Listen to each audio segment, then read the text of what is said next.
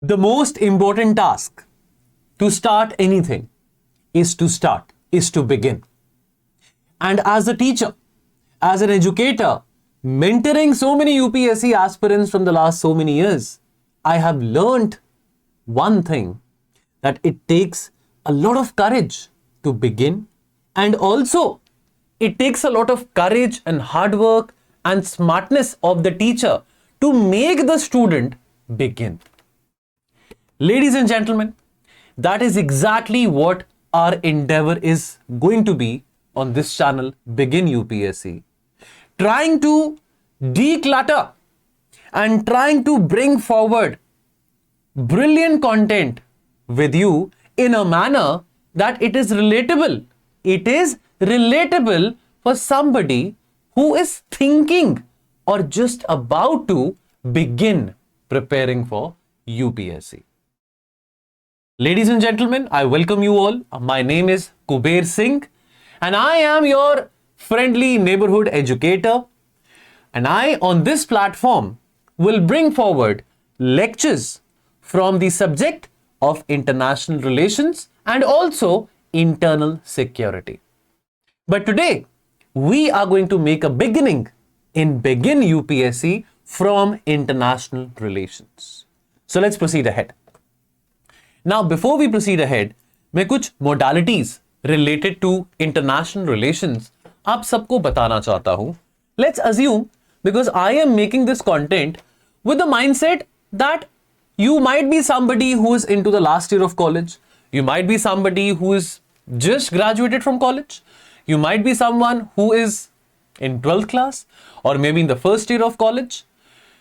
And those of you who are in these respective stages and are thinking to prepare for UPSC, you might also want to associate yourselves with certain concepts and with certain ideas which are very important before you start reading the advanced material. And therefore, that is going to be my endeavor to try to simplify as much as possible all these complicated concepts, so that before you begin preparing for the advanced module, you can go through this list of the topics in a very simplified way. Now, let's say arbitrarily that you are planning to prepare for 2026, UPSC 2026, or let's say UPSC 2027 or UPSC 2028. What is it which is very, very important for you in order to score marks? See, understand one thing. You cannot be only in the cycle of preparation. You need to be in the cycle of performance, and you need to be in the cycle of excelling in your performance. You need to score marks. And therefore, in order to secure marks, there are certain things which you have to do in a certain manner in order to get more leverage. Now, when it comes to IR, what are the areas जहां पे आपको अपना leverage और बढ़ाना है? So let's say if hypothetically you are preparing for UPSC and you have your prelims next year. So what is all जो कि आपको prelims के लिए बहुत important होगा? तो ना ये UPSC एग्जाम में 3 स्टेजेस होते हैं, prelims, मेंस एंड इंटरव्यू. और एकमात्र ऐसी चीज जो कि आपको तीनों फेजेस में बहुत काम आएगी, वो है ज्ञान, वो है नॉलेज ऑफ इंटरनेशनल रिलेशंस. जब आप न्यूज चैनल खोलते हैं, जब आप न्यूज़पेपर खोलते हैं, तो आपके सामने खबरें किसकी होती हैं? देश विदेश की. तो विदेश की जो खबरें हैं वो आती हैं आईआर में. एंड देयरफॉर क्या सारी विदेश की खबरें पढ़नी बहुत जरूरी है? क्या सारी विदेश की खबरें हमारी जानकारी के लिए बहुत जरूरी है? नहीं. कौन सी वो खबरें हैं उसके बारे देखते हैं. तो अगर मैं प्रीलिम्स की तैयारी कर रहा हूं या कर रही हूं और मैंने अगले साल प्रीलिम्स का पेपर देना है, तो प्लेसेस इन न्यूज, अंतरराष्ट्रीय ऑर्गेनाइजेशंस जैसे कि यूनाइटेड नेशन होता है, वर्ल्ड बैंक होता है. अंतरराष्ट्रीय ऑर्गेनाइजेशन क्या होता है?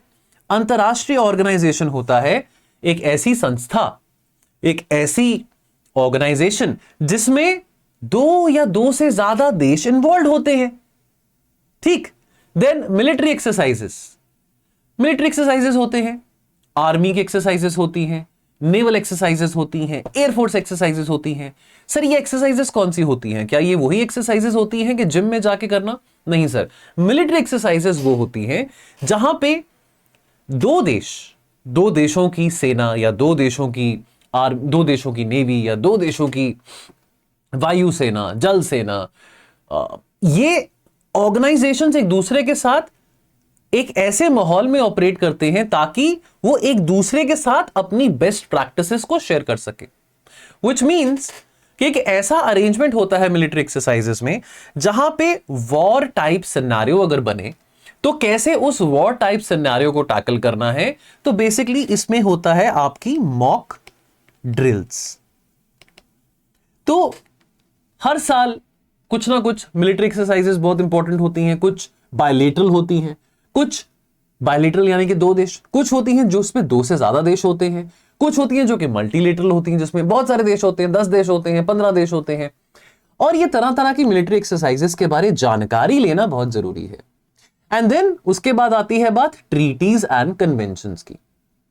तो जो इंटरनेशनल ऑर्गेनाइजेशंस हैं इनके बीच में कुछ ट्रीटी साइन होती हैं, कुछ कन्वेंशन साइन होते हैं, इसके बारे में जानकारी जरूरी है। यदि हम मेंस की बात करें, मेंस में आईआर जो है 50 मार्क्स का, मेंस में जो आईआर है 50 मार्क्स का रहता है। और ये GS2 का जो आपका पेपर होता है, GS2 के पेपर में आईआर के 4 सवाल आते हैं। मेंस में 4 सवाल आते हैं 50 मार्क्स के। क्या सिलेबस रहता है उसमें? भारत का नेबरहुड, यानी कि भारत के नेबरहुड में क्या क्या हलचल हो रही है, क्या कुछ इंपॉर्टेंट बात भारत के नेबरहुड में हुई है, भारत के रिलेशंस भारत के पड़ोसी देशों के साथ कैसे तब्दील हो रहे हैं, कैसे बदल रहे हैं।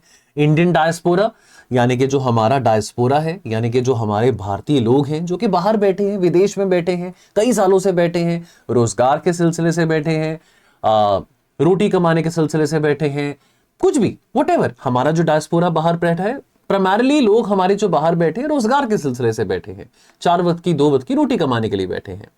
सेंट्रल एशिया आ जाता है, सेंट्रल एशिया को भी हम extended part of India's neighbourhood कहते हैं। यूरोप आ जाता है, अमेरिका, अफ्रीका, मिडिल ईस्ट में कितना कुछ हो रहा है।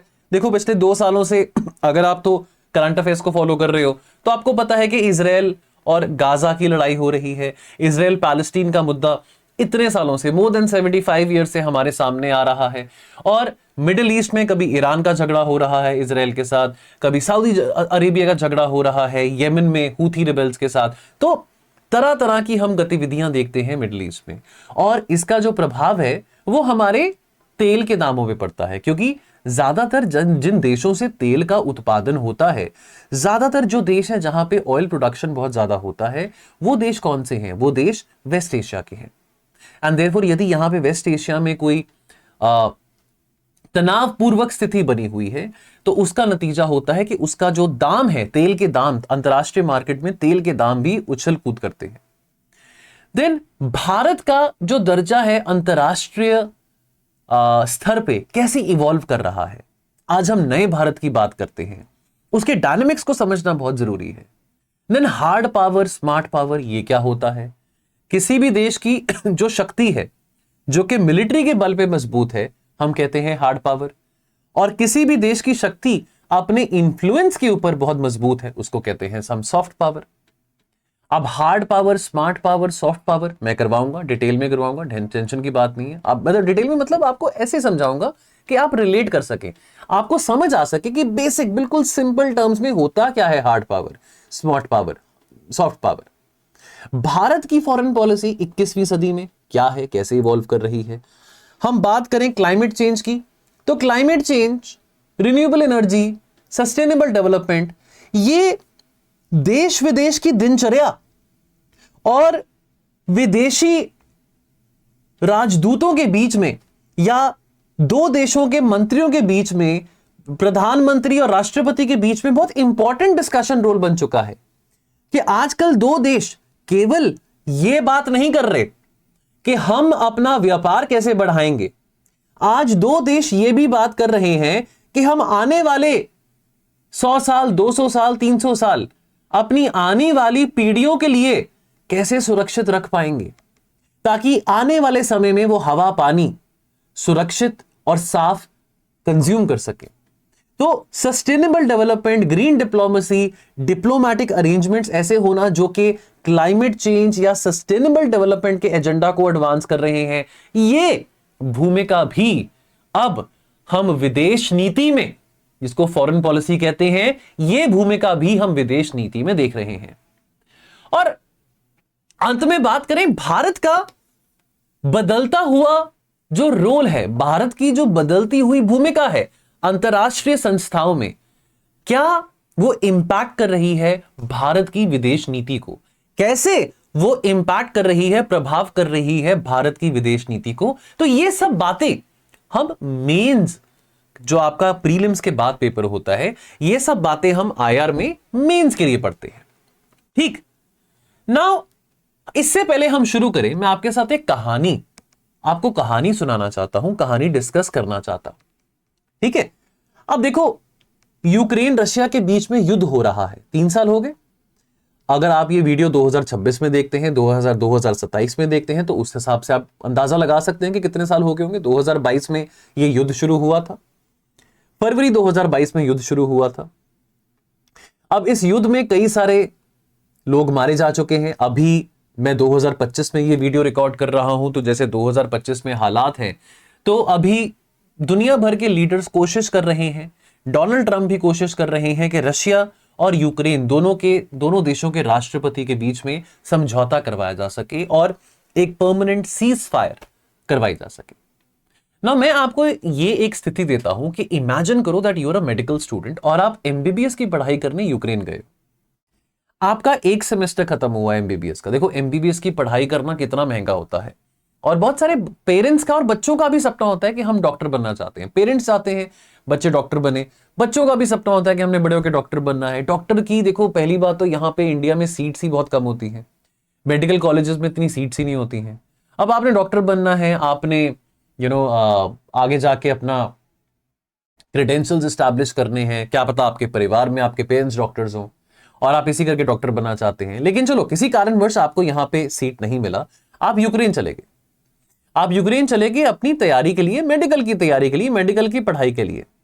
आपका एक सेमेस्टर खत्म हुआ और सेमेस्टर खत्म होने के बाद ही ये लड़ाई शुरू हो जाती है। फरवरी 2022 में लड़ाई शुरू हो जाती है। अब आप क्या करेंगे बताओ मुझे। अब आपने पैसा, आपके पेरेंट्स ने और आपने पैसा लगाया अपनी ग्रेजुएशन में यूक्रेन में ताकि आप एमबीबीएस कर सकें। बहुत सारे बच्चे जिनको मेडिकल में सीट्स नहीं मिलती है इंडिया में, वो रशिया में, यूक्रेन में एमबीबीएस करने चले जाते हैं डोनेशन देके। आपने पैसा लगाया, घर वालों ने लोन उठाया, कर्जा उठाया, आपने कहा कि चलो कर्जा मैं अपने आप पूरा कर दूंगा या कर दूंगी। लेकिन सवाल यह है कि आपने पैसा जो अपनी ग्रेजुएशन पे लगाया है, कि वो जरूरी है या आपकी जिंदगी स्वस्थ और सुरक्षित रहे वो जरूरी है। आपके पेरेंट्स आपकी जिंदगी के लिए चिंतित हैं और आप भी ये नहीं चाहेंगे कि आप अननेसेसरीली अपनी जान गंवा बैठे। यंग एज है और कोई भी इंसान खुश तो नहीं होता अपनी जिंदगी गंवा के। जो सिपाही हैं, जो कि लड़ते हैं, हमारे देश की सीमाओं को बचाते हैं, सुरक्षित रखते हैं, वो भी खुश तो नहीं होते हैं अपनी जान को दांव पे लगा के। उनके परिवार बैठे हैं, उनके बच्चे, बहन, पत्नी, परिवारजन सब पीछे बैठे हैं। अब आपके सामने ये दुविधा है कि क्या मैं यूक्रेन में बैठा रहूं जब तक ये लड़ाई खत्म नहीं होती। कभी ना कभी लड़ाई खत्म होगी तो पढ़ाई लिखाई, कॉलेज, ग्रेजुएशन सब शुरू हो जाएगा, या मैं वापस अपने घर जाऊं। पेरेंट्स भी चिंतित हैं और आप भी चिंतित हैं। अब इस सिचुएशन में आपकी सुरक्षा कौन करेगा? Shaktimaan, Batman, Spiderman? नहीं, यहां पे आपकी सुरक्षा करेंगे 2 लोग, जयशंकर और नरेंद्र मोदी। और यहां पे फॉरेन पॉलिसी की भूमिका आती है। अगर हमारे संबंध यूक्रेन के साथ और रशिया के साथ, दोनों के साथ अच्छे ना होते तो क्या होता? क्या यूक्रेन और रशिया क्या ये अलाउ करते कि हमारे जो बच्चे हैं, भारतीय स्टूडेंट जो हैं, उनको सेफली रिहा किया जाए और उनको एक सेफ पैसेज दिया जाए ताकि वो भारत पहुंच सके? शायद ऐसा ना होता।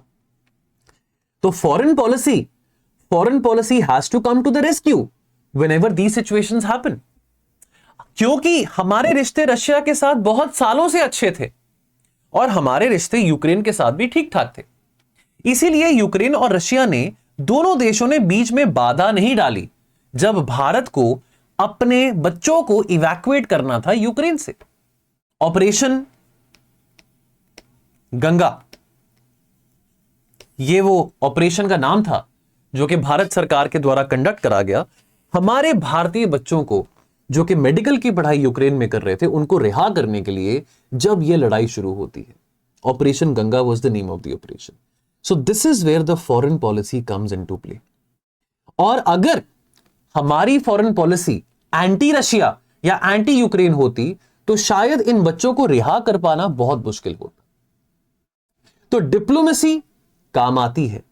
देखो, आपको ना कई बारी आपके पेरेंट्स, आपके दोस्त या आपके वेल विशर्स कहते होंगे कि यार अगर काम बातचीत से हो सके, अगर काम बातचीत से हो सके तो क्या ही नुकसान है, और अगर काम बातचीत से हो रहा है तो गुस्सा, आक्रमण, एंगर ये दिखाने की जरूरत क्या है। बात बिल्कुल सही है, जो काम बातचीत से हो जाए बहुत बढ़िया, नहीं तो लड़ाई तो हम कर ही सकते हैं, एक दूसरे को मुक्का तो मार ही सकते हैं, गाली गलौज तो कर ही सकते हैं, लेकिन उस सब की नौबत ना आए तो डिप्लोमेसी यानी कि बी डिप्लोमेटिक और डिप्लोमेसी से अपना काम का समाधान कराएं।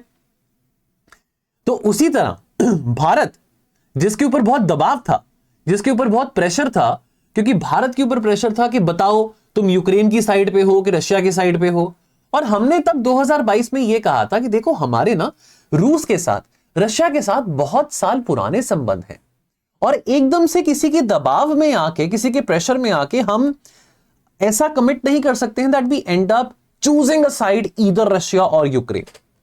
And the other thing is that in Ukraine we also have decent relations. There is a significant Indian diaspora जो कि यूक्रेन में प्रेजेंट था, एंड जहां जहां पे इंडियन डायस्पोरा प्रेजेंट है जी, तो वहां वहां पे हमको तो अपने संबंध अच्छे बनाने ही हैं, बिकॉज वाई, हम अपने लोगों को थोड़ी गिव अप कर सकते हैं। हमारे प्रधानमंत्री जो भी हो, अभी मोदी जी हैं, आगे जाके जो भी हो, उनका कर्तव्य केवल 150 करोड़ देशवासियों की रक्षा करना नहीं, उनका कर्तव्य 150 करोड़ देशवासियों के अलावा जो 10-15 करोड़ भारतीय विदेश में कई सारे देशों में मौजूद हैं, उनकी देखभाल और उनकी सुरक्षा का कर्तव्य भी भारत सरकार का है। क्योंकि जिन देशों में हमारे भारतीय मौजूद हैं, उन देशों में यदि कोई तनाव होता है, यदि कोई ऐसी स्थिति सामने आती है जिसके चलते लड़ाई होता है, युद्ध होता है, तो उस सिचुएशन को ट्रबल शूट, उस सिचुएशन का ट्रबल शूट करने के लिए डिप्लोमेसी काम आती है।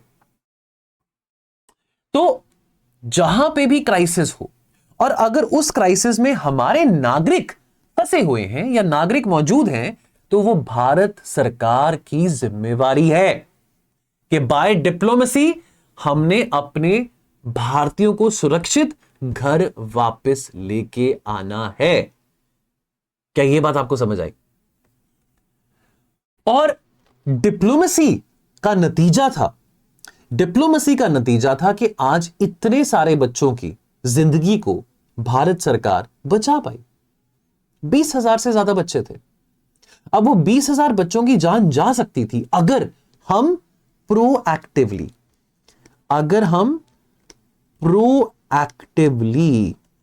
अपने डिप्लोमैटिक स्किल्स को एक्टिवेट ना करते। Now understand one thing, you have to activate, but please also understand one thing, diplomatic skills are never activated on a particular day or on a particular event. Diplomatic skills inherently are designed in a way that they are actively working 24/7, 365. Diplomacy is not like a switch which you can switch on and off. Diplomacy is one thing which has to be actively working 24/7 and into 365. However, Diplomacy needs to be activated while actively working in times of crisis. It could be a crisis of war. It could be a crisis of natural disaster. It could be a crisis of severe gang war happening in a country whereby we have to evacuate our citizens. You know, there is a very tiny country. There is a very small, tiny country somewhere in the Caribbean region in the Central Americas by the name of Haiti. Haiti. And Haiti is notoriously famous for the gang wars over there. And do you know, there were some Indians who were trapped over there in that country. And in order to evacuate those citizens as well, who were trapped in this small, tiny country in the Caribbean Sea in the Central America, we activated our diplomacy. So wherever our brothers and sisters are present, the Indian government has to ensure that its outreach and access to its citizens is always activated during the times of crisis. Understand one thing, when it comes to diplomacy, friendship is more valuable than commerce. I am a teacher, you are my student. You might end up buying my course. You might end up consuming and watching this free content and might not end up buying my course. You might end up buying course of some other educator who has done even a more holistic work than me. However, if you end up joining somebody else's course, would I say that I will not teach you because you have not bought from me? No, because for me, the biggest asset, the biggest currency would be to gain and win your trust and your confidence.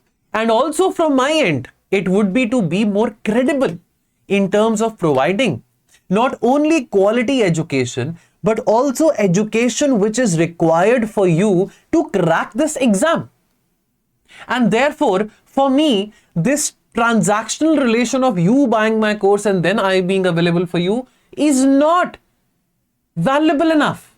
What is more valuable enough for me?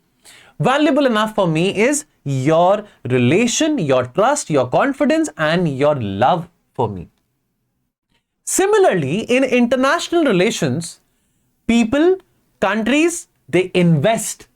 They invest in physical assets, they invest in trade, they invest in exports, in services, but more than anything, countries invest in friendship. So what is a prerequisite for actively working on diplomacy? That is friendship. Simple as that. You make friends, you understand and cultivate the art of making friends, and you stay invested in that friendship. However, you have to be invested in that friendship. You have to be invested in that friendship in a way that it shouldn't look to the other country that you are invested with a vested interest. However, when it comes to the interest of the country and the interest of the friendship, there will always be conflict. Let's say there are two people, Ram and Sohan. Ram doesn't drink. Sohan loves drinking. Now, Ram and Sohan are very good friends, which means they are very good friends. They will do everything together. But one fine day, Sohan says to Ram that we have known each other for so many years. I drink. I love drinking. Why don't you drink with me? Just take a small 30 ml whiskey glass with me, or just take a beer with me and drink. What is the incentive for Ram to drink? Oh, Shyam is my friend, so I have to drink. Why? Because Ram is burdened by the thought that at every step, I have to prove my friendship. And in order to prove my friendship and get validity of that friendship, I can compromise my ethics and maybe have a drink with him. However, that compromise of ethics to Ram is detrimental upon his own conscience. When we talk about two countries, you invest in friendship. I'm all in favor of having friendships. India has multiple alignments with so many countries across the world. But when it comes to choosing the interest of the friend over the interest of the nation, any country worth its metal would definitely prioritize the interest of the country and not the interest of the friend. और इसी को हम कहते हैं national interest. दोस्ती बनाओ, दोस्ती रखो, लेकिन अगर राम को लगता है कि ये मेरे उसूल के खिलाफ है कि मैं शराब पीऊं, तो राम को उसी बात पे स्टिक करना पड़ेगा. But at the same time Sohan को यह समझाना पड़ेगा कि तेरी मेरी दोस्ती खत्म नहीं हो जाएगी अगर मैं तेरे साथ बैठ के शराब ना पीऊं. सिमिलरली इंडिया, यूक्रेन, रशिया और इंडिया बहुत पुराने दोस्त हैं. रशिया कहता है कि तुम्हारे को मैंने वेपन्स दिए, तुम्हारे को मैंने तुम्हारे मिलिट्री का सामान दिया, तुम्हारा स्पेस प्रोग्राम्स मेरे बदौलत बना, तुम्हारे को कोई पूछता नहीं था. आज से 20-30 साल पहले इकलौता मैं ही था जो कि तुम्हारे साथ खड़ा था. आज तुम उसका बदला ऐसा दो कि तुम मेरे साथ खड़े हो अगेंस्ट यूक्रेन. हम रशिया के साथ हैं, नॉट अगेंस्ट यूक्रेन. हम रशिया के साथ हैं बिकॉज रशिया और हमारी मित्रता है, दोस्ती है. बट डजंट मीन कि अगर हमारी दोस्ती है और अगर हम बहुत व्यापार करते हैं रशिया से, डजंट मीन कि हम रशिया को इस गलत काम के लिए भी सपोर्ट करें. अगर वो रशिया का अपना नेशनल इंटरेस्ट है किसी देश को तबाह करके उस देश को अक्वायर करना, let that be on Russia. हम उसको सिर्फ परस्यू कर सकते हैं, हम उसको सिर्फ परसुएड कर सकते हैं कि अपने नेशनल इंटरेस्ट को, अपने राजहित को अचीव करने के लिए यदि आप लड़ाई के अलावा कोई और रणनीति अपना सकते हैं तो उसमें बहुत अच्छी बात रहेगी. तो दोस्ती पैसे से कहीं बढ़कर होती है, लेकिन दोस्ती में ना कहना, दोस्ती में नो कहना बहुत ज्यादा जरूरी होता है दोस्तों, बहुत ज्यादा जरूरी होता है. और ये सब चीजें जो मैं अंतरराष्ट्रीय रिलेशंस में देखता हूं ना, ये सब चीजें मैं अपने खुद के फ्रेंड सर्कल में भी देखता हूं. मेरे को ये सब्जेक्ट से लगाव और प्यार क्यों है? क्योंकि मुझे कहीं ना कहीं अंतरराष्ट्रीय रिश्ते मैनिफेस्टेशन ऑफ ह्यूमन रिश्ते दिखता है. IR is a manifestation of human relations, ऐसा मुझे लगता है. और ऐसा शायद आपको भी लगेगा जब आप आगे बढ़ेंगे इस स्टडी में. तो फॉरेन पॉलिसी और आप, ये दो अलग एंटिटीज नहीं है. फॉरेन पॉलिसी यानी कि ये नहीं कि आप बैठे हैं, टीवी देख रहे हैं और आप देख रहे हैं कि जो न्यूज एंकर हैं वो बहुत बड़ी बड़ी बातें कर रहे हैं. आज यहां पे बम फूटा, आज यूक्रेन में ये हुआ, आज इजराइल में वो हुआ. फॉरेन पॉलिसी अब आपके ड्राइंग रूम में आ चुकी है. यानी कि फॉरेन पॉलिसी विदेश के मंत्री या विदेश के उच्च सेक्रेटरी के द्वारा डिजाइन नहीं करी जा रही है. सिर्फ फॉरेन पॉलिसी उतना ही आपकी भी कंट्रीब्यूशन से डिजाइन हो रही है जितनी कंट्रीब्यूशन से IFS ऑफिसर्स कर रहे हैं. फॉरेन पॉलिसी अब आपके ड्राइंग रूम्स में, आपके टीवी रूम्स में है. और फॉरेन पॉलिसी और आप एक दूसरे का इंटेग्रल पार्ट है. आपसे अलग नहीं है फॉरेन पॉलिसी. अगर आज आप इंडिया पाकिस्तान का मैच देखना चाहते हैं और आपका मन है कि इंडिया पाकिस्तान एक दूसरे के साथ क्रिकेट मैच खेलें, लेकिन हमारे सरकार ने यह तय किया है कि नहीं, भारत की टीम पाकिस्तान जाके क्रिकेट नहीं खेलेगी और हम किसी न्यूट्रल वेन्यू में खेलेंगे, वो भारत सरकार का जो राजहित है, भारत सरकार का जो नेशनल इंटरेस्ट है, जो फॉरेन पॉलिसी है, वो उतनी ही आपको भी इंपैक्ट करेगी एज अ क्रिकेट लवर. तो foreign policy has to be designed in a way कि वो रिलेटेबल है और एक्सेसिबल है उस देश के नागरिकों को. और जैसे फॉरेन पॉलिसी होगी उस हिसाब से आप भी अपना, अब मान लीजिए कि किसी कंट्री में भारत सरकार ने ट्रैवल बैन लगा दिया है, तो आप भी जाहिर सी बात है वहां पे नहीं जा पाएंगे. शक्तिमान बन के, स्पाइडरमैन बन के तो आप नहीं उड़ के जा सकते हैं. तो यानी कि अगर किसी कंट्री में ट्रैवल बैन है तो आपको सरकार की पॉलिसी का मानना ही पड़ेगा. कहीं किसी कंट्री में भारत को पता चलता है कि वहां पे बहुत सारे भारतीय टूरिस्ट जाते हैं, जैसे कि थाईलैंड है या वियतनाम है, उस देश के साथ ऑटोमेटिकली भारत सरकार के रिश्ते भी अच्छे हो जाएंगे। आपको वीजा फ्री ट्रैवल मिलेगा, वीजा ऑन अराइवल मिलेगा, और बहुत सारे आपको बेनिफिट्स मिलेंगे। सो जिस देश के साथ भारत के संबंध बेहतर हो रहे हैं, वो ये भी निर्भर करता है कि उस देश के साथ हमारे लोगों के रिश्ते कैसे हैं। अगर उस देश में हमारे लोग घूमने फिरने जाते हैं या उस देश के लोग हमारे देश के लोगों को बहुत ज्यादा प्यार करते हैं, स्वीकार करते हैं, तो देयरफॉर उस देश के साथ हमारी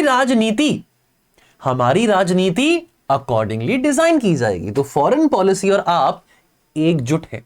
हालांकि एक सिक्के के दो पहलू भी हैं, लेकिन फॉरेन पॉलिसी और आप एक दूसरे से विपरीत नहीं है। आप एक ही सिक्के पे हैं, लेकिन एक सिक्के के दो पहलू हैं। ये अगर आपका सिक्का है तो एक पहलू आप हैं, एक पहलू फॉरेन पॉलिसी है। तो आप एक ही हैं, दो पहलू हो सकते हैं, लेकिन फॉरेन पॉलिसी आपसे विपरीत नहीं है।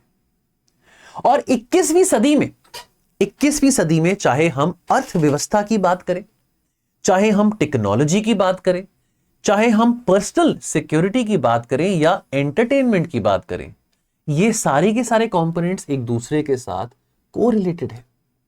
तो फॉरेन पॉलिसी बनाते समय इन चारों फैक्टर्स का मद्देनजर रखना है। हमारी फॉरेन पॉलिसी विज़ावी पाकिस्तान, क्या है इकोनॉमी पाकिस्तान की, क्या है टेक्नोलॉजी पाकिस्तान के पास, और क्या पर्सनल सिक्योरिटी आपको मिलेगी यदि आप पाकिस्तान जाते हैं, और क्या एंटरटेनमेंट आपको मिलेगा। तो पाकिस्तान के साथ अगर हमारी फॉरेन पॉलिसी में हमको एंटरटेनमेंट मिल रहा है, एनवायरमेंट मिल रहा है, टेक्नोलॉजी मिल रही है, इकोनॉमी मिल रही है, लेकिन ये नहीं मिल रही, पर्सनल सिक्योरिटी नहीं मिल रही है, हम सेफ नहीं है पाकिस्तान जाके, तो आप क्या कर लोगे। सो देयरफॉर आप फॉरेन पॉलिसी ऐसे डिजाइन करेंगे जहां पे आपके कलेक्टिव इंटरेस्ट, आपके देश का नेशनल इंटरेस्ट और कलेक्टिव बाकी फैक्टर्स सब मिलके एडवांस हो रहे हैं। बहुत जरूरी है कि हम किसी भी देश के साथ ऐसी फॉरेन पॉलिसी बनाएं जिसके साथ सिर्फ हमारे अर्थव्यवस्था के संबंध नहीं, सिर्फ टेक्नोलॉजी के संबंध नहीं, सिर्फ एंटरटेनमेंट या एनवायरमेंटल संबंध नहीं, बट पर्सनल सिक्योरिटी भी एनहांस की जा सके। मैं वियतनाम घूम के आया पीछे, मैं अभी अजरबैजान घूमने का प्लान कर रहा हूं, क्योंकि मेरे को पता है कि मैं वहां पे जाऊंगा, मैं सेफ हूं, मेरे पे हमला नहीं होगा। मैं वहां पे जाऊंगा, वहां के लोग मेरे को इज्जत से पेश आएंगे, प्यार से पेश आएंगे, इज्जत से बात करेंगे, मुझे घबराने की बात नहीं है। लेकिन अगर वही मेरे को अफगानिस्तान में जाना हो या वही मेरे को पाकिस्तान में जाना हो, मेरे को 10 बार सोचना पड़ेगा। मुझे अगर सूडान में जाना हो या मुझे किसी अफ्रीकन देश में जाना हो जहां पे सिविल वॉर चल रहा है, जहां पे मिलिट्री रूल चल रहा है, मेरे को वहां पे भी सोचना पड़ेगा, क्योंकि पर्सनल सिक्योरिटी खतरे में है। सो इंटरकनेक्टेडनेस है फॉरेन पॉलिसी की इन चारों क्षेत्र में। अब सवाल आता है कि इंटरनेशनल रिलेशंस क्या है। अब इंटरनेशनल रिलेशंस को बयान करने के लिए और डिफाइन करने के लिए कई सारे बड़े बड़े विशेषज्ञ आए हैं, बड़े बड़े फिलोसोफर्स, पॉलिटिकल साइंटिस्ट आए हैं। उनमें से एक पॉलिटिकल साइंटिस्ट हैं, ये आपके सामने हैं, इनका नाम है हंस मोरगैंथ्यू। ये एक जर्मन अमेरिकन पॉलिटिकल साइंटिस्ट है, हंस मोरगैंथ्यू। और इनका यह कहना है कि देखो, जो अंतरराष्ट्रीय रिश्ते हैं ना, दो देशों के बीच में या दो से ज्यादा देशों के बीच में, वो जरासर मानव रिश्तों का ही मैनिफेस्टेशन है, वो जरासर मैनिफेस्टेशन ऑफ ह्यूमन रिलेशंस ही है। आदमी को पावर अच्छी लगती है, किसको पावर नहीं अच्छी लगती। आप अगर कल को कोई अफसर बनने की तैयारी करोगे, कल को आप पुलिस में जाना चाहोगे, कल को आप आईएएस अधिकारी बनना चाहोगे, तो एक तो बाय प्रोडक्ट है ना कि आपके हाथ में पावर होगा। और पावर किसको नहीं पसंद, पावर सबको पसंद है। इंसान को पावर पसंद है, तो क्या अगर इंसान को पावर पसंद है, अगर आपके हाथ में पावर है to do something, to make a change, to do something very meaningful, और आप चाहे पावर को कंस्ट्रक्टिवली यूटिलाइज करो या चाहे आप पावर को जैसे मर्जी यूटिलाइज करो, लेकिन पावर है, पावर आपके हाथ में है। पावर किसको नहीं पसंद। आज अगर मेरे हाथ में पावर है कि मैं 800 करोड़ लोगों को अपने YouTube चैनल पे लेके आ सकता हूं और उनको मैं 4 बातें अंतरराष्ट्रीय रिश्तों के पढ़ा सकता हूं, तो मुझे क्यों नहीं अच्छा लगेगा। कि 800 करोड़ लोग मेरे चैनल पे बैठे हैं और मेरे वीडियोस देख रहे हैं। तो अगर मेरे को पावर पसंद है तो जो मेरा समाज है, सोसाइटी क्या है? Society is manifestation of a man और a woman. Society is manifestation of the aspirations of a man और अ वुमन। अगर मुझे ये सब चीजें पसंद हैं तो जिस समाज में मैं रह रहा हूं क्या उनको पसंद नहीं होगा?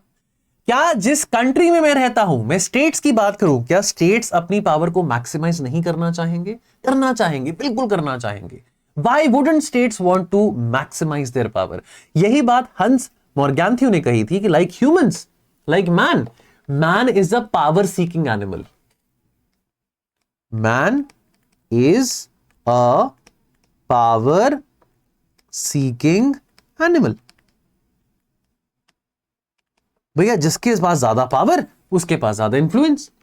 तो अगर मैन एक पावर सीकिंग एनिमल है तो जो कंट्री है, कौन सी कंट्री है जिसको पावर बढ़ाना नहीं अच्छा लगेगा?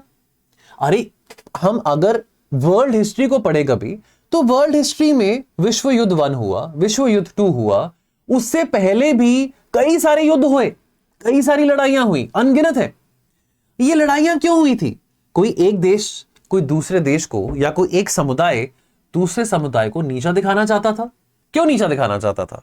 ताकि जो समुदाय जीतेगा उसके पास ज्यादा पावर होगी, जो देश जीतेगा उसके पास ज्यादा पावर होगी। वर्ल्ड वॉर 2 में जर्मनी ने कितने सारे देशों पे अटैक किया? क्योंकि जर्मनी ताकतवर बनना चाहता था। तो ये जो चाहत है किसी कंट्री की ताकतवर बनने के लिए, तो यही चाहत तो इंसान की भी है। तो यानी कि ये कहा जा सकता है, और मैं इस बात को मानता हूं, ये क्लासिकल स्कूल ऑफ थॉट है। देखो, एक क्लासिकल स्कूल ऑफ थॉट होता है और एक neo realist school of thought होता है, यानी कि कंटेम्प्रेरी स्कूल ऑफ थॉट। तो जो क्लासिकल स्कूल ऑफ थॉट है वो ये कहता है कि भैया स्टेट्स जो हैं वो भी इंसानों की तरह, ह्यूमंस की तरह पावर को मैक्सिमाइज करना चाहती है। ठीक। अब जो नया कंटेम्प्रेरी स्कूल ऑफ थॉट है, neo realist school of thought, understand one thing, जो रियलिस्ट स्कूल ऑफ थॉट होता है ये क्या होता है? रियलिस्ट यानी कि प्रैक्टिकल, यानी कि वो स्कूल ऑफ थॉट जहां पे बहुत ज्यादा प्रैग्मेटिज्म है, जो प्रैक्टिकल है, जो चीजों को वैसे दर्शाता है जैसे वो एग्जिस्ट करती हैं। Realism talks about things as they exist. Realism talks about things as they are, not as how they should be, but how they exist in reality. और कहते हैं कि इंटरनेशनल रिलेशंस में जितने भी स्कूल ऑफ थॉट्स हैं, जितने भी स्कूल ऑफ थॉट्स हैं, वो सारे के सारे स्कूल ऑफ थॉट्स इस रियलिस्ट स्कूल ऑफ थॉट के फुट सोल्जर्स हैं, फुट नोट्स में आते हैं। यानी कि अंतरराष्ट्रीय रिश्तों में सबसे बड़ा जो स्कूल ऑफ थॉट है वो रियलिस्ट स्कूल ऑफ थॉट है। और अनलाइक क्लासिकल रियलिज्म यानी कि जो पुराना व्यू पॉइंट था, जो पुराना स्कूल ऑफ थॉट था अंतरराष्ट्रीय रिश्तों का, जो क्या कहता था कि power is a manifestation of the aspiration of a man, and also power is an aspiration and a manifestation of the aspiration of the state. ये क्लासिकल स्कूल ऑफ थॉट कहता था। लेकिन जो न्यू, जो कंटेम्प्रेरी, आपको ये भी बता दूं, जो क्लासिकल स्कूल ऑफ थॉट था वो भी रियलिस्ट था, वो भी रियलिस्ट था, आइडियलिस्ट नहीं था, ये भी रियलिस्ट था। जो नया contemporary realist school of thought ये कहता है कि नहीं, ह्यूमन नेचर के साथ तो सर कोई लेना देना है ही नहीं, क्योंकि जो कॉन्फ्लिक्ट्स है और जो पावर है उसका इंसानों के साथ तो कोई लेना देना नहीं है। New realism, contemporary realism school of thought ये कहता है कि भैया ये जो अंतरराष्ट्रीय सिस्टम है वो बना ही ऐसा है कि वो इनहेरेंटली अनार्किकल है। अनार्की यानी कि एक देश के ऊपर दूसरा देश, दूसरे देश के ऊपर तीसरा देश। अब भारत में आपके पास डिस्ट्रिक्ट कोर्ट है, हाई कोर्ट है, सुप्रीम कोर्ट है, चेक्स एंड बैलेंसेस हैं। लेकिन अंतरराष्ट्रीय स्तर पे अगर एक देश ताकतवर है at the cost of the other country, उसको रोकने के लिए कौन है? अगर एक देश बहुत ताकतवर है, हम अमेरिका की बात करते हैं, अमेरिका बहुत ताकतवर है, तो अमेरिका को कोई रोक सकता है? नहीं कोई रोक सकता। अगर अमेरिका पावरफुल है तो वो पावरफुल ही रहेगा, अमेरिका को रोकने के लिए कोई मॉनिटर नहीं है। एक देश अगर पावरफुल है, उसको नीचा दिखाने के लिए या उसको कंट्रोल में रखने के लिए लोग, अब जैसे मान लो कि अगर आप इमेजिन करो कि हमारे देश में एक ऐसी स्थिति आती है जहां पे कोई डिक्टेटर आ जाता है। अब वो डिक्टेटर अपनी हुकूमत चलाता है, लोगों को तड़पाता है, लोगों को मारता है, लोगों को तरसाता है, लेकिन एक दिन लोग इकट्ठे होके उस डिक्टेटर का खात्मा कर देते हैं, काम खत्म कर देते हैं। विच मीन्स के चेक्स एंड बैलेंसेस, के checks and balances within a country तो एग्जिस्ट करता है, चाहे वो इंटरनली एडेड हो या एक्सटर्नली एडेड हो। अब जैसे लिबिया एक कंट्री है अफ्रीका में, लिबिया में क्या हुआ था 2011 में ना, नेटो फोर्सेस ने, नेटो फोर्स, नेटो एक ऑर्गेनाइजेशन है, नेटो फोर्सेस ने, North Atlantic Treaty Organisation forces ने लिबिया के लोगों की मदद करी मोहम्मद गद्दाफी का खात्मा करने के लिए। अब वहां के जो लोग थे, they rebelled, they rose in revolt against Mohammad Gaddafi, because भाई मोहम्मद गद्दाफी कई सालों से लिबिया के डिक्टेटर थे। डिक्टेटर्स की अच्छी बातें भी होती हैं, बुरी बातें भी होती हैं। गद्दाफी ने बहुत अच्छा काम लिबिया के लिए किया भी था, बहुत नुकसान वाला काम भी किया था, लेकिन एक एक्सटर्नली एडेड एक्टर ने, यानी कि नेटो ने लिबिया के लोगों की मदद करी उस डिक्टेटर का तख्ता पलट करने के लिए। तो अगर इंटरनली अगर किसी कंट्री में कोई डिक्टेटर है, या कंट्री बहुत ज्यादा पावर में है, या कंट्री बहुत ज्यादा पावर एक्वायर कर रही है, तो या तो उस देश के लोग या फिर कोई और देश उस देश को नीचा दिखा सकता है। जैसे जर्मनी था, जर्मनी को सबक सिखाया रशिया ने। जर्मनी का तो पूरा प्लान था कि वो रशिया को भी कैप्चर करना चाहता था, लेकिन नहीं हो पाया मुमकिन। तो जो new realist school of thought है वो ये कहता है कि देखो, हंगामा हर जगह है, इसमें कोई एस्पिरेशंस वाली बात नहीं है कि जस्ट बिकॉज आपको पावर पसंद है इस करके वो एस्पिरेशंस ऐसे आ रहे हैं, नहीं। इनहेरेंटली जितने भी स्टेट्स हैं, जितनी भी कंट्रीज हैं, Peru, Poland, Argentina, Australia, New Zealand, छोटी से छोटी, बड़ी से बड़ी, वो एक ऐसे वातावरण और ऐसे माहौल में ऑपरेट करते हैं जहां पे एक के ऊपर एक कोई भी देश कभी भी आ सकता है। सो इनहेरेंटली कोई ओवर आर्किंग अथॉरिटी नहीं है, कोई ग्लोबल गवर्नमेंट नहीं है। और अगर हम सोचे कि यूनाइटेड नेशन एक ग्लोबल गवर्नमेंट है, तो नहीं, यूनाइटेड नेशन ग्लोबल गवर्नमेंट नहीं है। यूनाइटेड नेशन एक मल्टीलेटरल ऑर्गेनाइजेशन है जिसका मैंडेट था कि वर्ल्ड वॉर 2 के बाद कोई फिर से लड़ाई ना हो, पीस बनी रहे, कॉन्फ्लिक्ट्स ना हो। लेकिन वर्ल्ड वॉर 2 के बाद आज 80 इयर्स हो चुके हैं। आज 80 इयर्स में क्या आपको लगता है कोई लड़ाई नहीं हुई है? क्या कर रहा है यूएन? देख लो, यूक्रेन और रशिया के बीच में लड़ाई 3 साल से हो रही है, इजराइल और पैलेस्टीन में लड़ाई हो रही है, तो यूएन ने क्या कर लिया? तो ये केनेथ वॉल्ट्स जो new realist school of thought से आते हैं, वो ये कहते हैं कि एक्चुअल में इनहेरेंटली ये सिस्टम ऐसा है कि एक कंट्री के ऊपर कोई दूसरी कंट्री कभी भी आ सकती है और कोई रोक नहीं सकता उसको। अगर आज अमेरिका को कंपटीशन देने के लिए चाइना आ गया है, तो चाइना को कोई रोक नहीं सकता कि तू क्यों आया है। चाइना आज ज्यादा बलवान है, ज्यादा ताकतवर है, वो अमेरिका को डोमिनेट कर सकता है और वो करेगा। अगर तो इंडिया ने वो काम करना है, तो इंडिया को भी ताकतवर होना पड़ेगा, इंडिया को भी बलवान होना पड़ेगा। ना तो चाइना को कोई रोक सकता है बलवान होने के लिए, ताकतवर होने के लिए, और ना इंडिया को कोई रोक सकता है बलवान होने के लिए, ताकतवर होने के लिए। विच मीन्स कि अंतरराष्ट्रीय सिस्टम इनहेरेंटली ह्यूमन बिहेवियर से नहीं बट अनार्की से चलता है कि अगर एक देश पावरफुल नहीं होगा तो दूसरा देश उस देश को कमजोर बनाने की कोशिश करेगा। और कोई ग्लोबल गवर्नमेंट तो है नहीं। इंडिया में गवर्नमेंट है, पाकिस्तान में गवर्नमेंट है, नेपाल में सरकार है, गवर्नमेंट है, लेकिन ग्लोबली कौन सी सरकार है? ग्लोबली तो कोई सरकार नहीं है, ग्लोबली तो कोई सुप्रीम कोर्ट नहीं है, ग्लोबली तो कोई हाई कोर्ट नहीं है। And therefore because of that international system is always full of anarchy. Anarkali नहीं, anarchy. Why does human relations appeal to you? क्या वो ह्यूमन बिहेवियर का मैनिफेस्टेशन है इंटरनेशनल रिलेशंस? क्या लगता है आपको? कमेंट सेक्शन में बताना कि क्या वो पावर स्ट्रगल है, दो देशों के बीच में पावर स्ट्रगल है, इंडिया चाइना के बीच में पावर स्ट्रगल है अपने आप को सीमेंट करने के लिए साउथ एशिया में कौन ज्यादा ताकतवर है? क्या इंटरनेशनल रिलेशंस आपको इस करके अपील करता है because of charismatic personalities like Narendra Modi, like Benjamin Netanyahu और लाइक डोनाल्ड ट्रंप? क्या अंतरराष्ट्रीय रिलेशंस आपको इस करके अपील करता है बिकॉज उसमें लड़ाइयां होती हैं, हथियार होते हैं? Is international relations to you all about war and weapons? या क्या आपको अंतरराष्ट्रीय रिश्ते इस करके अच्छे लगते हैं बिकॉज वो वोलेटाइल है, वोलेटिलिटी है, अनप्रिडिक्टेबिलिटी है, इंस्टेबिलिटी है? सोचिए जरा इस बात के बारे, क्यों आपको अंतरराष्ट्रीय रिलेशंस अपील करते हैं? क्या आपको अपील करता है?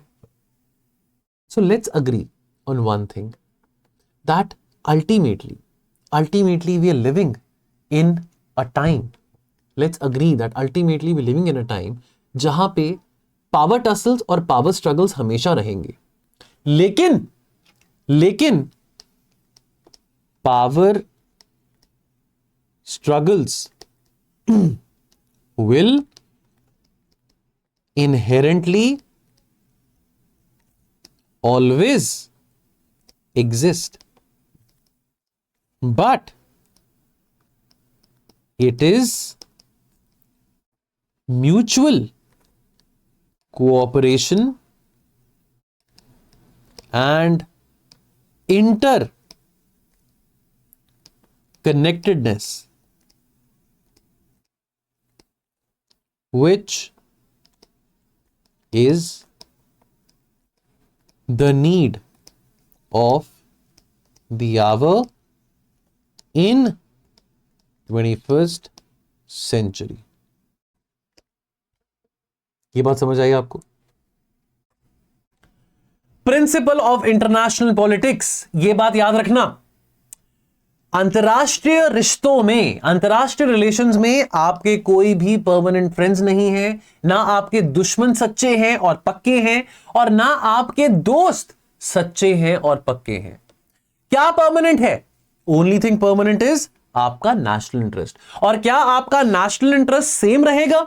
क्या भारत का नेशनल इंटरेस्ट अगर 1990 में था कि चाइना के साथ व्यापार ज्यादा करना है, क्या 2025 में भी भारत का राष्ट्रीय हित, नेशनल इंटरेस्ट सेम रहेगा? नहीं सर। नेशनल इंटरेस्ट, यह बात सत्य है, यह बात सत्य है कि बदलते दौर के साथ आपका राजहित बदलता रहेगा, लेकिन आपका इंटरेस्ट हमेशा नेशनल इंटरेस्ट रहेगा।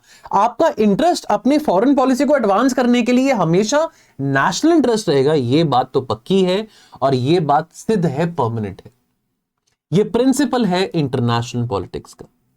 इस बात को याद रखना, आपके ना तो दोस्त सके हैं और पक्के हैं। जो आज आपका दुश्मन है वो कल आपका दोस्त भी हो सकता है, और जो आज आपका दोस्त है वो कल आपका दुश्मन हो सकता है। Classic example USA and China.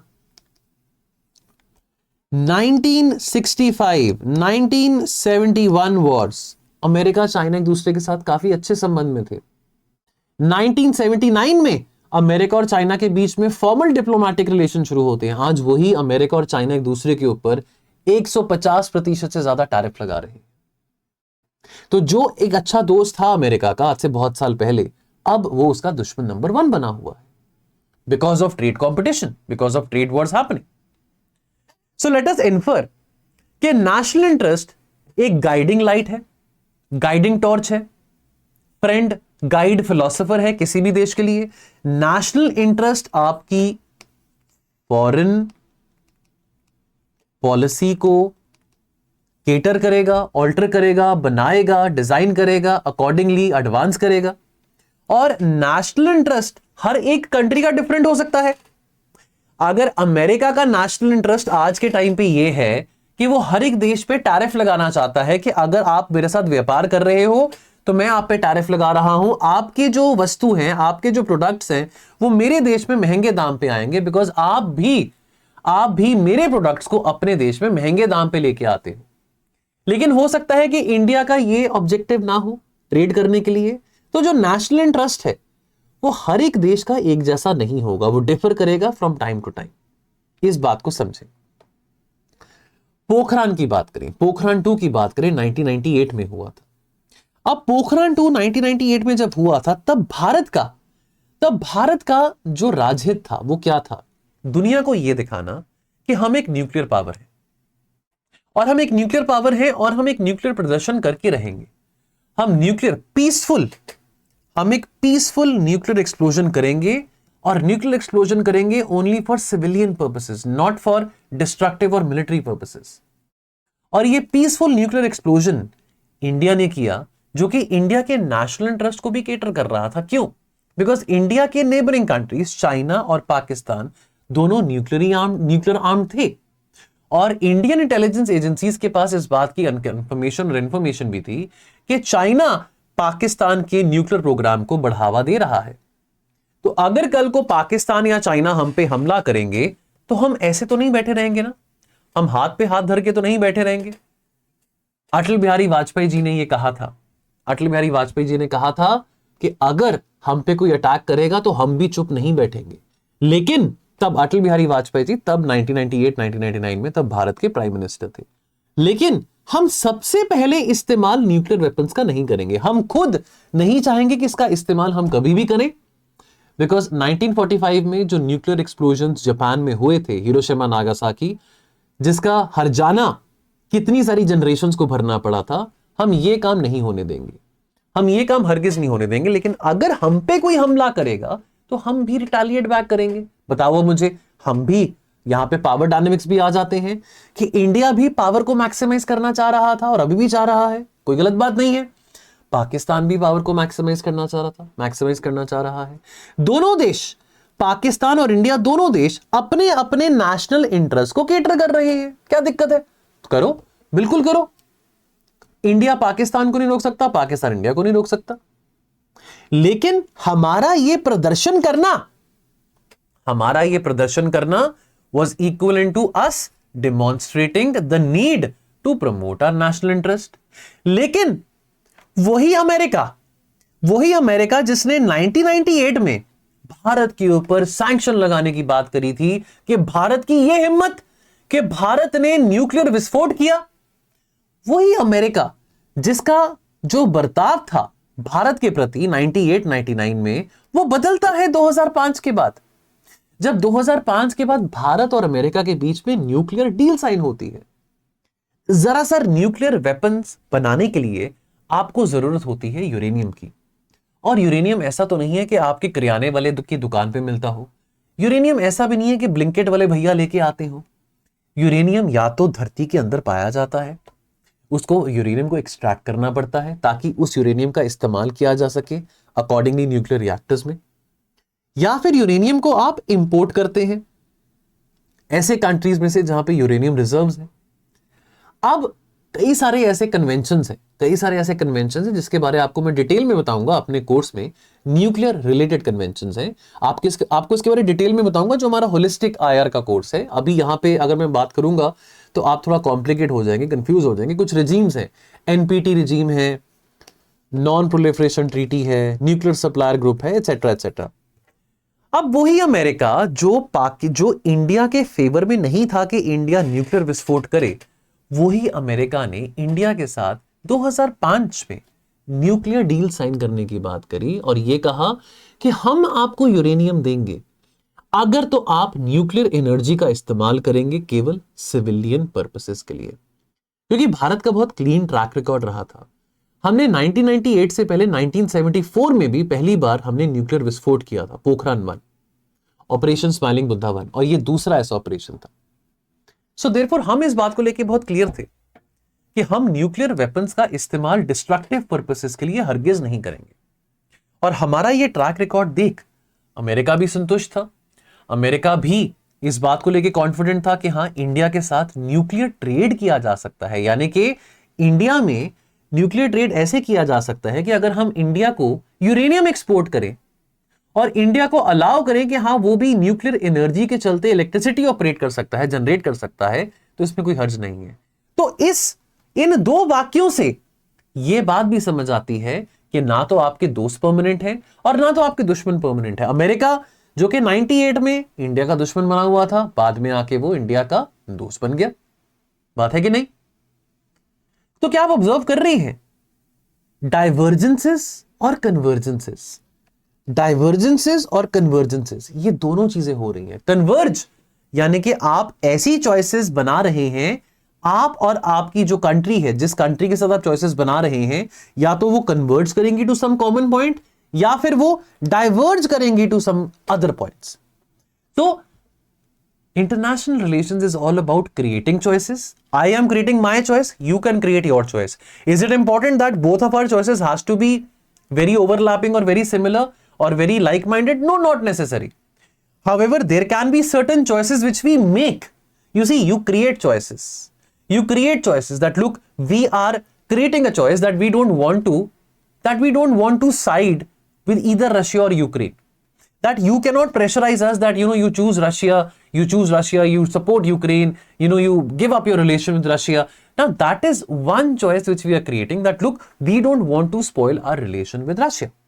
So we have created that choice, and the outcome is that India-Russia के जो relations हैं, despite the Ukraine war, are very consistent. However, making choices, where do we converge with the West? We are converging with the West over the fact that as far as peace is concerned, as far as bringing this war to an end is concerned, we are all in for that. India is not in the favor of continuation of the war. India was never in favor of the war from the day one. However, in terms of convergences and divergences with the West, it's either you create choices or you make choices. So we are all in favor of making the choice of peace with the West in favor of the Russia-Ukraine peace.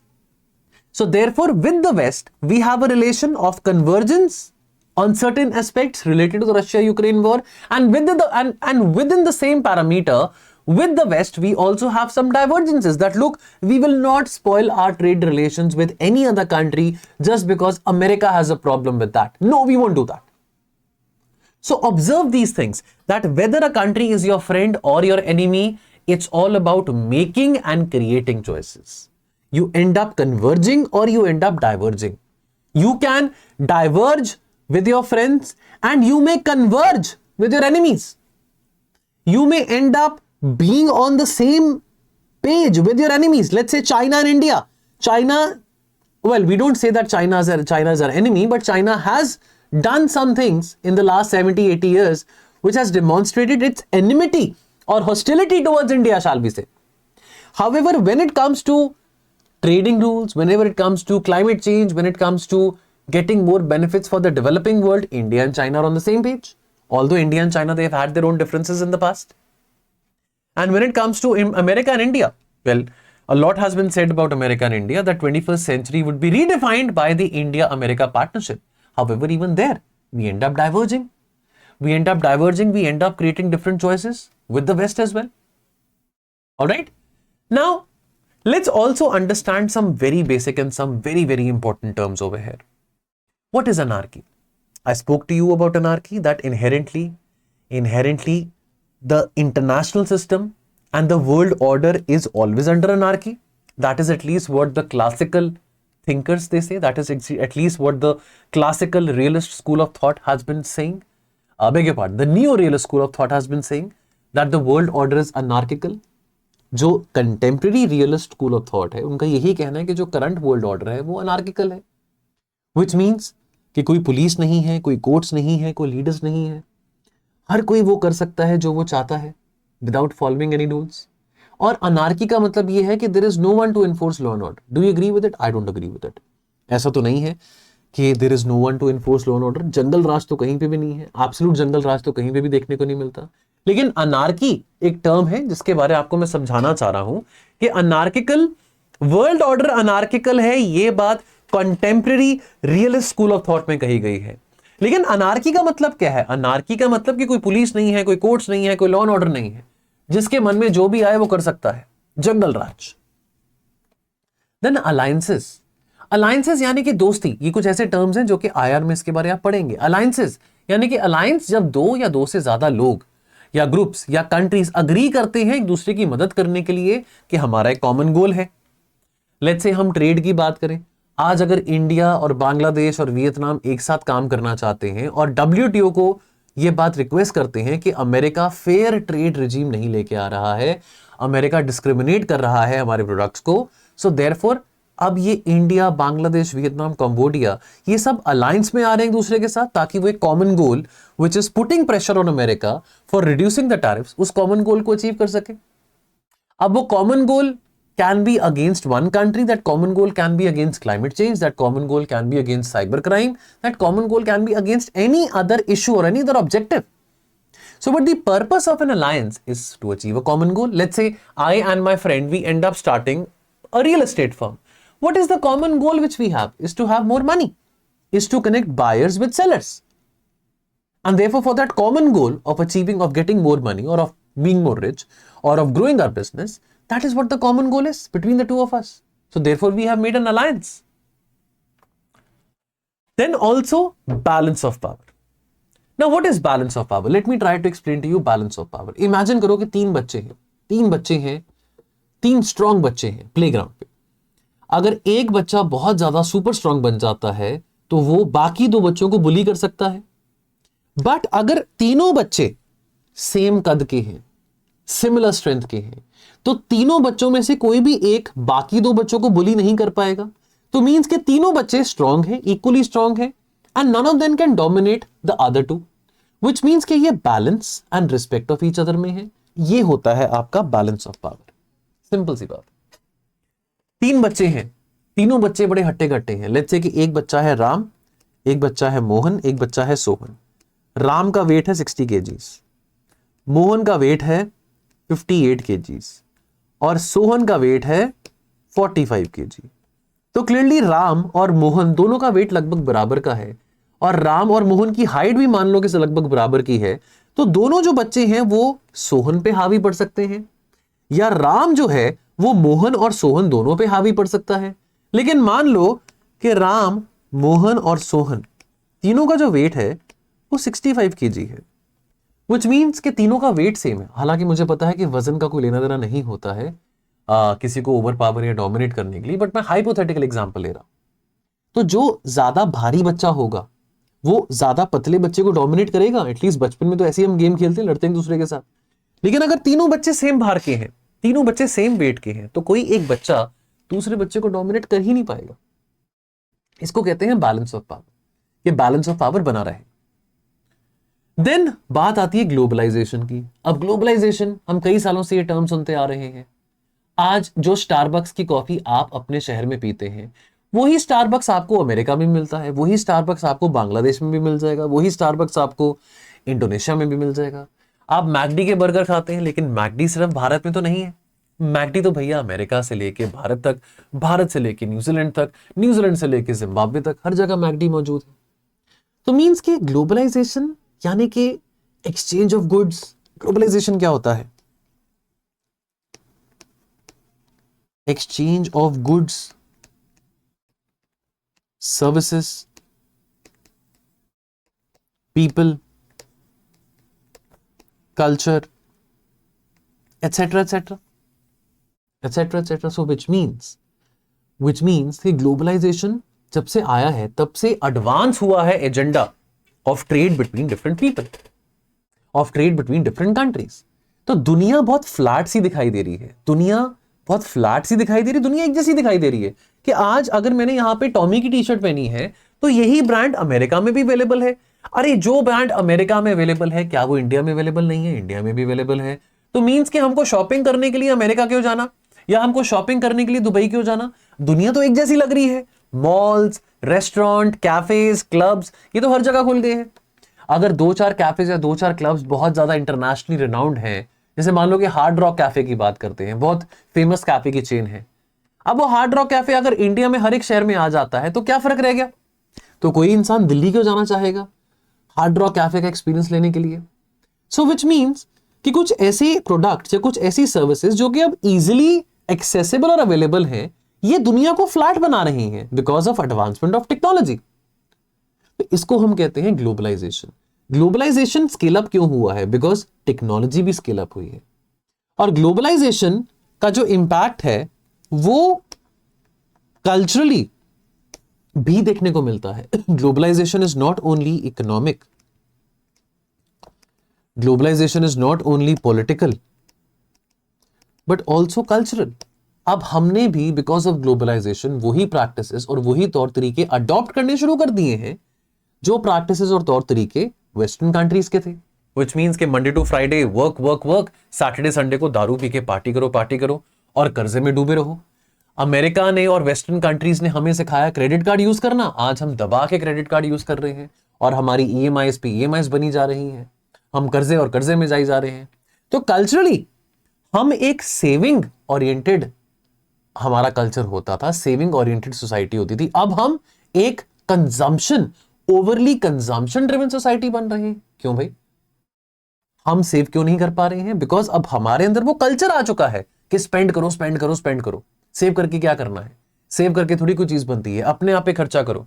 हम बहुत ज्यादा materialistic हो गए हैं, हम बहुत ज्यादा self oriented और सेल्फिश हो गए हैं कि भाई अपने भी खर्चा करो, अपने भी खर्चा करो। अरे हम अमेरिका से और यूरोप से यही तो सीख पाए हैं कि बस मैं ही मैं हूं, मैं ही मैं हूं, बाकियों के लिए कुछ बचाना ही नहीं है।